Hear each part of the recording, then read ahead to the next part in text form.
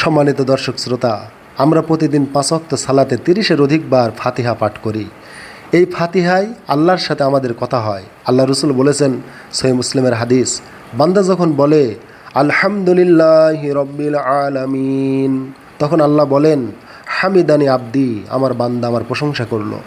কিন্তু আমরা নামাজে আজকে আমরা একাগ্রতা হারিয়ে ফেলেছি। আমরা আমাদের নামাজের সৌন্দর্যতা নষ্ট করে ফেলেছি। আমরা নামাজে আমাদের মহান প্রভুর দরবারে আমরা কি প্রার্থনা করছি, আমার রবকে আমি কি বলছি, আমার রবের সাথে আমার কি কথোপকথন হচ্ছে, সেটা আমি উপলব্ধি করতে পারি না। এর একমাত্র কারণ হলো আমরা কোরআনের অর্থ বুঝি না। এই কোরআনে আল্লাহ কি বলেছেন, আমরা কি বলছি, এটা আমরা উপলব্ধি করি না। অথচ আল্লাহ বলেছেন, লিয়াদ্দাব্বারু আয়াতিহি, বান্দারা যখন আমার আয়াত পাঠ করবে তখন এটা উপলব্ধি করবে। তুমি এটা উপলব্ধি করে হৃদয় দিয়ে এগুলো পাঠ করবে। অতএব আমরা নামাজের সূরা কিরাতের অর্থ বুঝবো, তখন আমাদের নামাজের খুশু পয়দা হবে, আমাদের নামাজের একাগ্রতা আসবে, নামাজের দিকে মনটা আর এলোমেলো হবে না। আমি আপনাদের সামনে সূরা ফাতিহার স্বাভাবিক সাধারণ অনুবাদ এবং কিছু ব্যাকরণগত বিষয় আমি আলোচনা করব, যাতে করে আমরা এই সূরা ফাতিহার অর্থটা উপলব্ধি করে আমরা আমাদের নামাজের মনোযোগ বাড়াতে পারি। শুরু করছি আল্লাহর নামে। আলহামদুলিল্লাহি রব্বিল আলামিন, সমস্ত প্রশংসা আল্লাহরই জন্য, যিনি বিশ্বজগতের প্রতিপালক, সারা জাহানের রব। এখানে আলহামদু, এই আলটি হামদু এর সাথে যোগ হয়েছে। এই আলিফ লাম এর অর্থ হলো সমস্ত। অতএব আলহামদের অর্থ হলো সমস্ত প্রশংসা। লিল্লাহি, আল্লাহরই জন্য। এখানে আল্লাহর সাথে একটা রস্যই যোগ করতে হবে, কেননা এই লামটা এসেছে লিত্তাকসিস ও তাহকিক, দৃঢ়তার সাথে একনিষ্ঠভাবে শুধুমাত্র কেবলমাত্র এই প্রশংসাকে আল্লাহর সাথেই খাস করার জন্য এসেছে এই লামটা।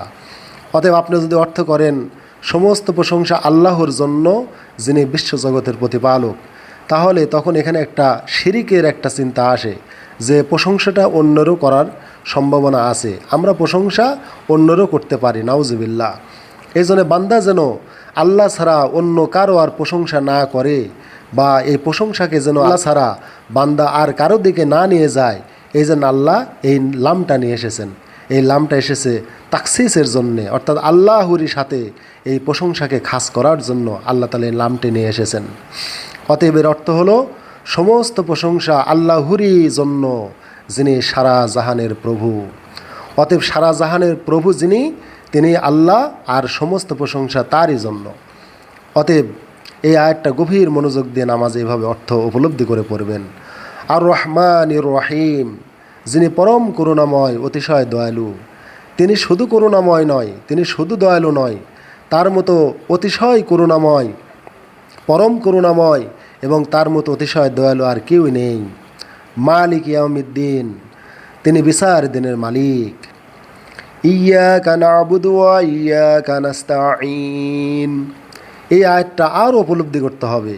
ইয়্যাকা না'বুদু, আমরা তোমারই ইবাদত করি, ওয়া ইয়্যাকা নাস্তাঈন, এবং তোমারই নিকট আমরা সাহায্য প্রার্থনা করি। এখানে তোমার সাথে একটা রস্যই লাগাতে হবে, কেননা ইয়্যাকা আসলে আয়াতটা ছিল না'বুদুকা ওয়া নাস্তাঈনুকা, অর্থাৎ এই কাপটি এই দালের পরে ছিল না'বুদুকা, এখানকার এই কাপটি এই নুনের পর ছিল নাস্তাঈনুকা। তখন অর্থ হতো না'বুদুকা ওয়া নাস্তাঈনুকা, আমরা তোমার ইবাদত করি এবং তোমার নিকট আমরা সাহায্য প্রার্থনা করি। তখন অর্থ হতো তোমার ছাড়া অন্যের ইবাদত করতে পারি, তোমাকে বাদ দিয়ে বা তোমার ছাড়া আমরা অন্যের নিকট সাহায্য প্রার্থনা করতে পারি। কিন্তু আমরা এখানে এমন একটা শব্দ প্রয়োগ করেছি, অর্থাৎ এটা আমাদের কথা, এটা আল্লাহ কোরআনে আমাদের কথাটাই আল্লাহ তাআলা এটা বলে কোরআনে উল্লেখ করেছেন। এটা আমাদেরই কথা, এটা আমরা বলছি, আমাদের মুখের বাণী, কিন্তু এটা আল্লাহ আমাদের বাণীটাকে তার নিজের ভাষায় আল্লাহ স্থান দিয়ে তিনি কোরআনে এটা দিয়েছেন। এখানে কাপটা হলো এটা জমিরে মানসুব, এটাকে তাকদিম করা হয়েছে, এটাকে বলা হয় তাকদিম মাক্কত তাখির, যা পরে আসা দরকার ছিল তাকে আগে নিয়ে আসা। অর্থাৎ না'বুদুকা, এই কাপটা এই পরে ছিল, না'বুদুকা ছিল, কিন্তু এই কাপটাকে আগে নিয়ে আসার দ্বারা এই কা মানে তোমার, মানে আল্লাহরই সাথে আমাদের ইবাদতটা খাস হয়েছে। অতএব আল্লাহ ছাড়া আর অন্যের ইবাদতের সম্ভাবনা নাই। অতএব আপনি যখন এটা বুঝবেন, তখন আল্লাহর দল বাদ দিয়ে, আল্লাহর আইন বাদ দিয়ে, আল্লাহর বিধান বাদ দিয়ে আর কারো কাছে তখন আপনি ধর্ণা দিতে পারবেন না। এটা একবারে চিরদিনের জন্য জায়েল হয়ে গেছে, বিদূরিত হয়ে গেছে। আর যদি না বুদুকা যদি আপনি বলতেন বা আল্লাহ ওইভাবে বলতো, তাহলে আপনি আল্লাহর ইবাদতের পাশাপাশি অন্য যে কোনো সেকুলারিজম, ধর্মনিরপেক্ষতা, দুনিয়াবি দল, বিভিন্ন কিছু আপনি জাগতিক ইবাদত বন্দেগী, আপনার পীর পূজা, গাছ পূজা, আপনার মন্দিরে সেজদা করা ইত্যাদি আপনার তখন সম্ভাবনা থাকতো। কিন্তু যখন এই কাটাকে আগে নিয়ে আসা হয়েছে, তখন সেগুলো সব দূর হয়ে গেছে। ওয়াইয়াকা নাস্তাঈন, এবং আমরা তোমারই নিকট সাহায্য প্রার্থনা করি।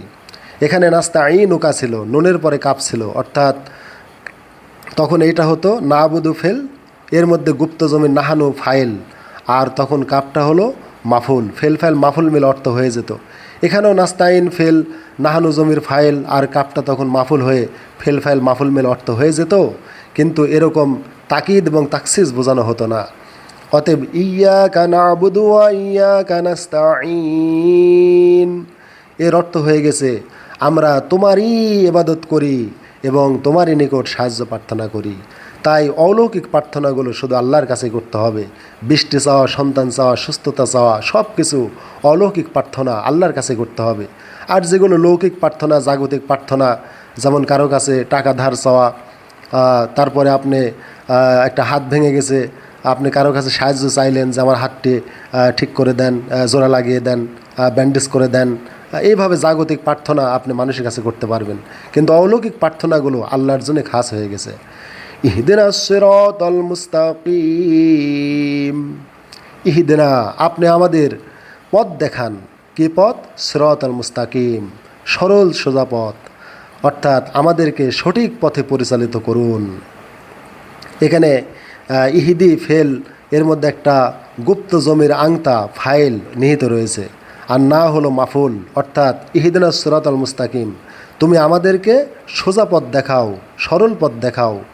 সিরাতাল্লাযীনা আন'আমতা আলাইহিম, ওই সকল লোকদের পথে আমাদের পরিচালিত করুন যাদের প্রতি আপনি নিয়ামত করেছেন।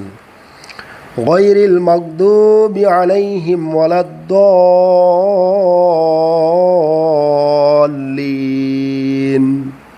যারা গজবপ্রাপ্ত নয়, পথভ্রষ্ট নয়।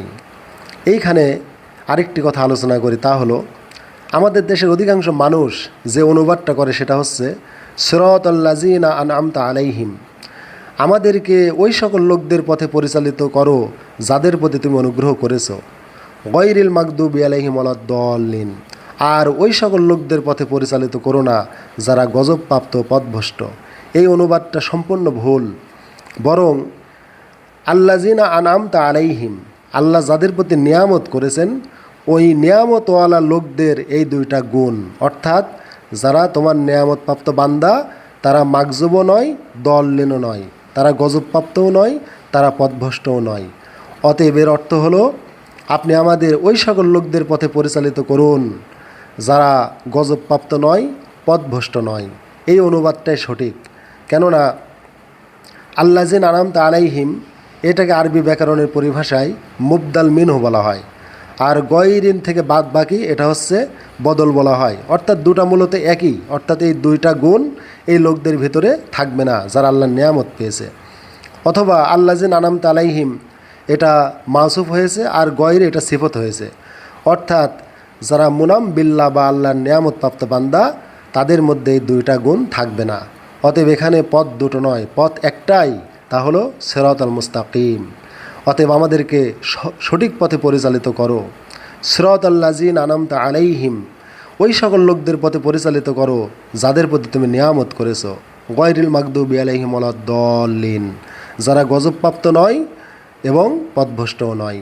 এই দুইটা গুণ থেকে এই নিয়ামতপ্রাপ্ত বান্দারা মুক্ত। অতএব এই দুইটা গুণ থেকে তাদেরকে মুক্ত করা হয়েছে।